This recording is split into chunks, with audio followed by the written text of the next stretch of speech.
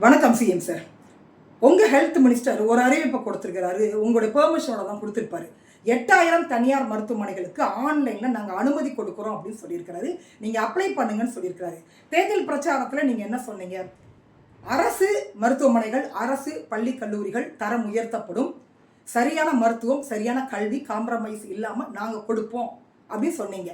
இன்னைக்கு உங்கள் health minister 8000 தனியார் மருத்துவமனைகளுக்கு அனுமதி கொடுத்துருக்கிறாரு. ஏற்கனவே தமிழகத்தில் இருக்கக்கூடிய தனியார் பள்ளிகள், கல்லூரிகள், மருத்துவமனைகள்லாம் போதாதா? தமிழகத்தில் 38,188 தனியார் மருத்துவமனைகள் இருக்குது. அரசு மருத்துவமனைகள் எத்தனை இருக்குது தெரியுங்களா? 1800 தான் இருக்குது. 10ல் 1 மடங்கு கூட அரசு மருத்துவமனைகள் இல்லை. 38 மருத்துவக் கல்லூரிகள், அரசு மருத்துவக் கல்லூரிகள் இருக்குது. அதில் பாதி பார்த்தீங்கன்னா அதிமுக ஆட்சியில் கொண்டு வந்தது.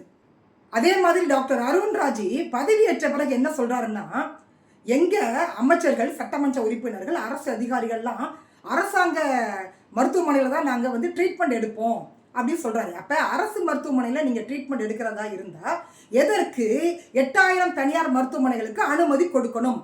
அதற்கு நீங்கள் எங்களுக்கு வெள்ளை அறிக்கையை வெளியிடணும். கார்பரேட் கைக்கூலியை நீங்கள் செயல்பட்டு இருக்கிறீங்களா அப்படின்ற ஒரு சந்தேகம் எங்களுக்கு வருது. யாரை ஏமாத்திட்டு இருக்கிறீங்க?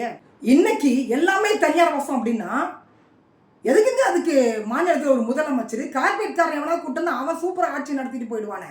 அதாவதுங்க, இன்னைக்கு தமிழகத்தில் இருக்கக்கூடிய அரசு மருத்துவமனையில் நிறைய டாக்டர்ஸ் கிடையாது.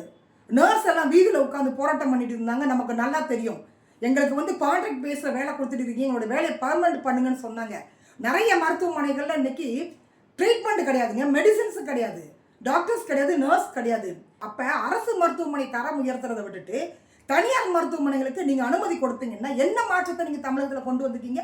அப்போ போட்ட பணத்தை நீங்கள் எடுக்க போகிறீங்க.